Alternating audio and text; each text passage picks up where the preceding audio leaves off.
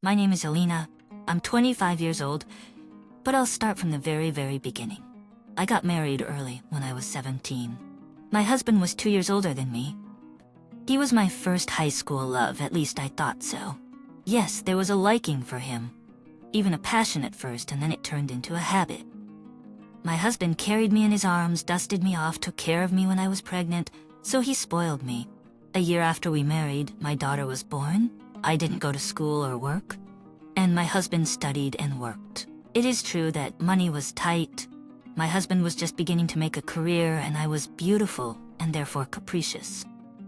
Other than taking care of the baby, I did almost nothing around the house. My mother was doing it, and she didn't like it.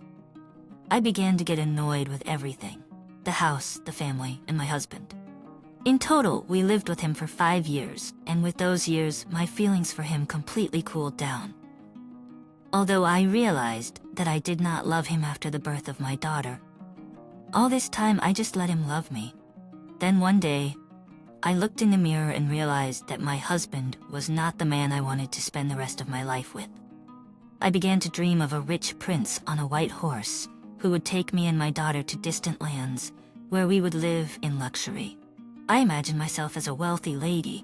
Of course, my husband wasn't an alcoholic or a boatman. We were not poor, but not luxurious either, and I wanted more for myself and my daughter. So I waited for my prince. Damn him. I met Vitas, who was 33 years old. His parents had emigrated to Switzerland, where he lived. He spoke good Russian and had his own international tourist business, as well as a chain of his own hotels for tourists. At first, we just corresponded secretly from my husband, but then we communicated via Skype. I was a caring mother the whole time, pretending to be a loving and tender wife, despite the fact that sex with my husband had become a routine. At the same time, I was dreaming about my prince, whom I had already fallen in love with without even meeting him, and a new luxurious life. And then the long-awaited day arrived. Vitas was going to come to Russia and visit our city. I was in seventh heaven. The only thing that scared me was the upcoming conversation with my husband, because he loved me. Vitas arrived a week after informing me of this. I met him at the airport with a gorgeous bouquet. Then we went to the hotel where he rented a business suite. After that, we took a walk around the city and then went back to the hotel room where we stayed for the duration of his visit. This is where everything first happened between me and him. I felt like I was in a fairy tale.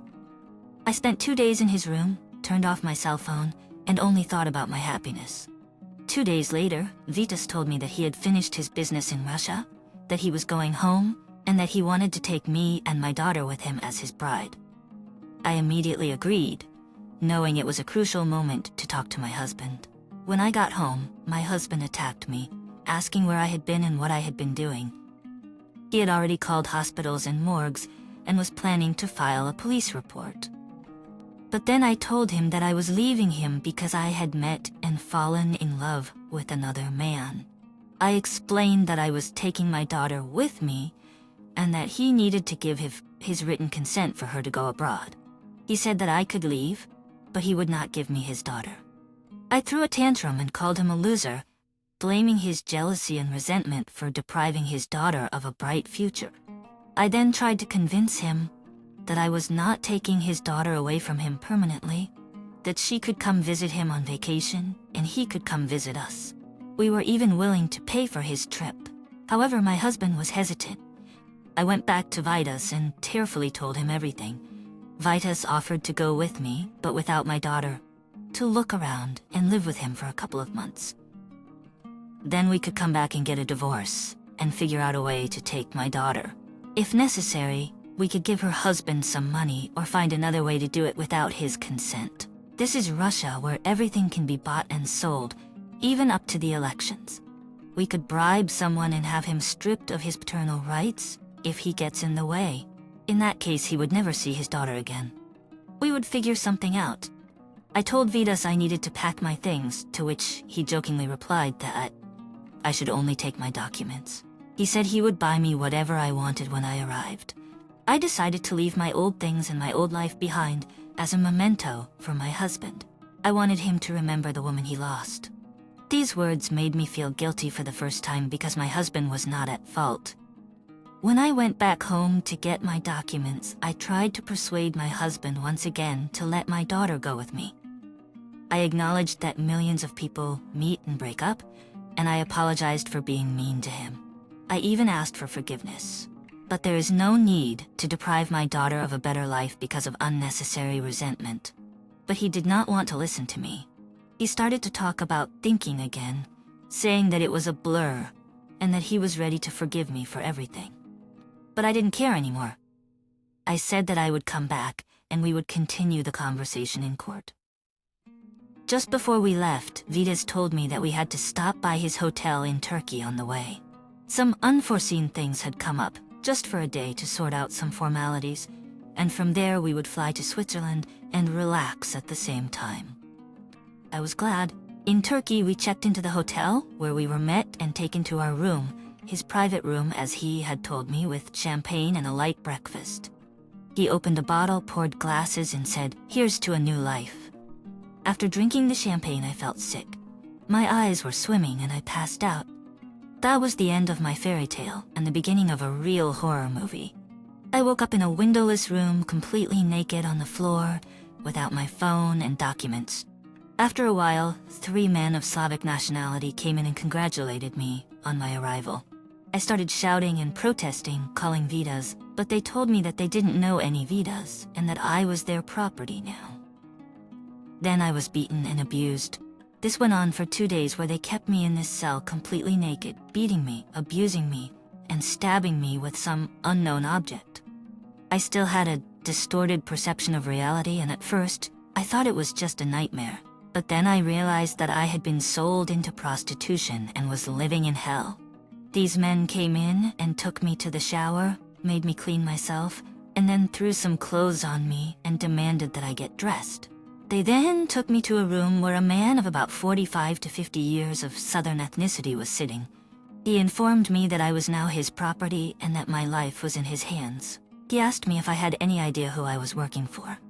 I later learned that this same Vidas, or whatever his name was one of many couriers who deliver beautiful girls for prostitution, not only from Russia but also from Belarus, Moldova, Poland, Czech Republic, and other countries. These girls are lured under the guise of a job, a career in art, or as in my case, a new, beautiful, and easy life. And then they are sold into brothels. Although there are enough people who want to go, they are not interested in drug addicts or girls with a troubled past. They choose the clean and beautiful, and they don't mind if they are married. So when I realized the truth, I was horrified. So when I protested that I would not become a prostitute, they hit me again.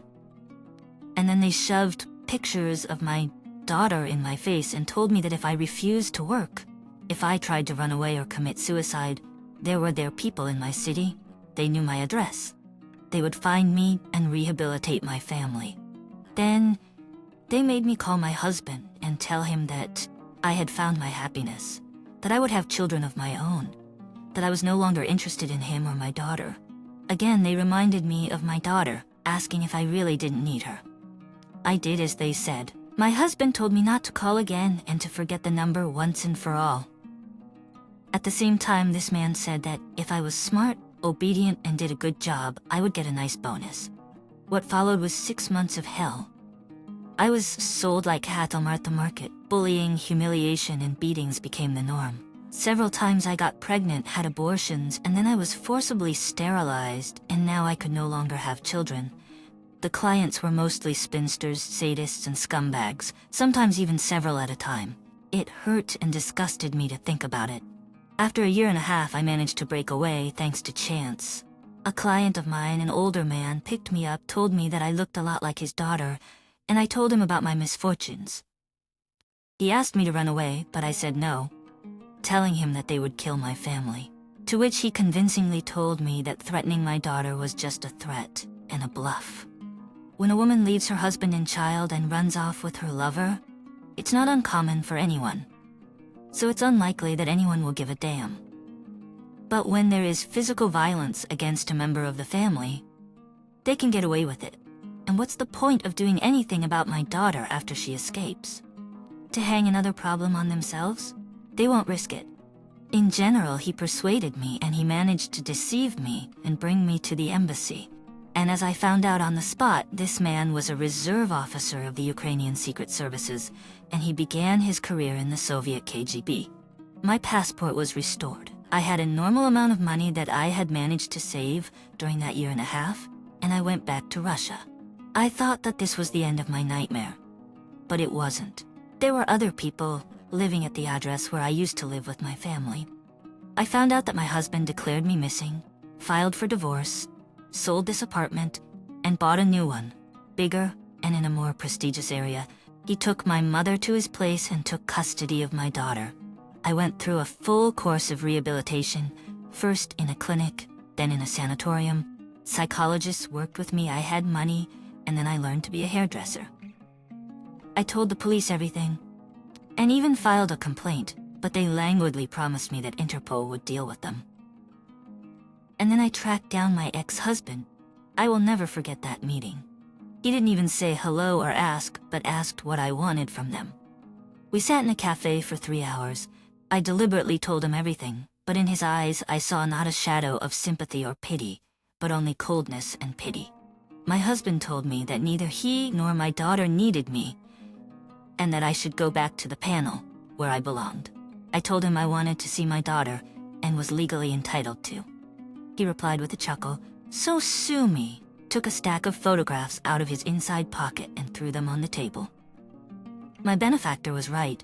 These scumbags did not harm my daughter, but they sent pictures of my husband to an email address where I am with clients.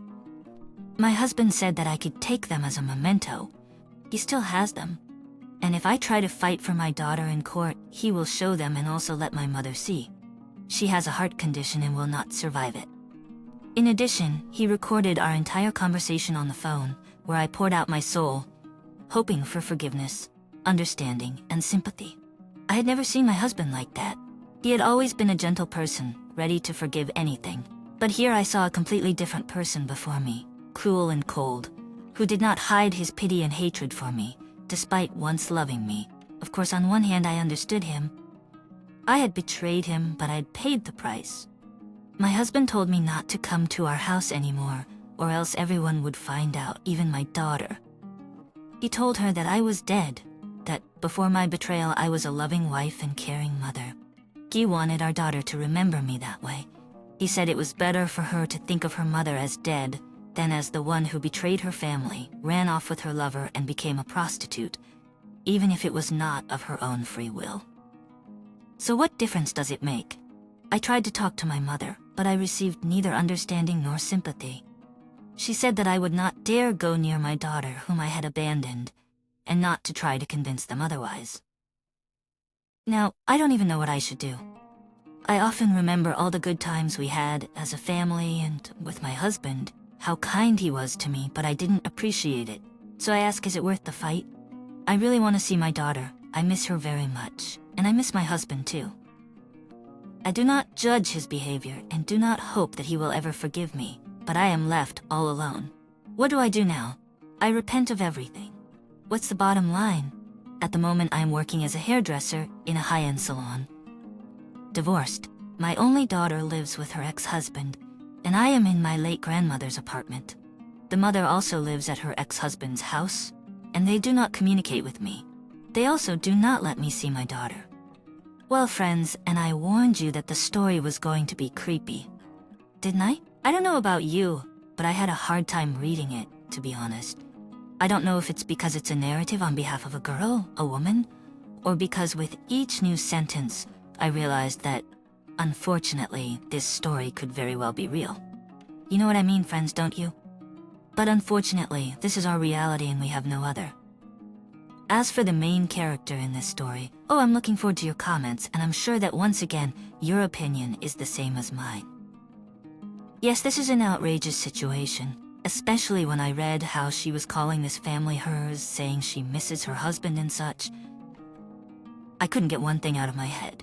And then, you held back again, didn't let your emotions come out in the form of a red word. And I'm sorry, let's go back. So that's what you were thinking. Please tell me when you left for a better life. What a luxury. What a better life for you and your daughter, of course. Except I'm sure none of us, not me, not the listeners, not the subscribers, no one would believe it. What husband, what mother, what relatives if they stayed there, any mutual friends, because let's be honest, you went there thinking only of yourself. Otherwise, how could you leave your daughter? Okay, to hell with the husband. Well, there are hundreds or even thousands of such stories. We've heard about 100 of them here on the channel alone, right? But what were you thinking when you left a little girl who loves her mother alone in the country? That's one moment I wouldn't forgive you for. I'm sorry. We're on a first-name basis, but I don't think you'll be offended. Okay?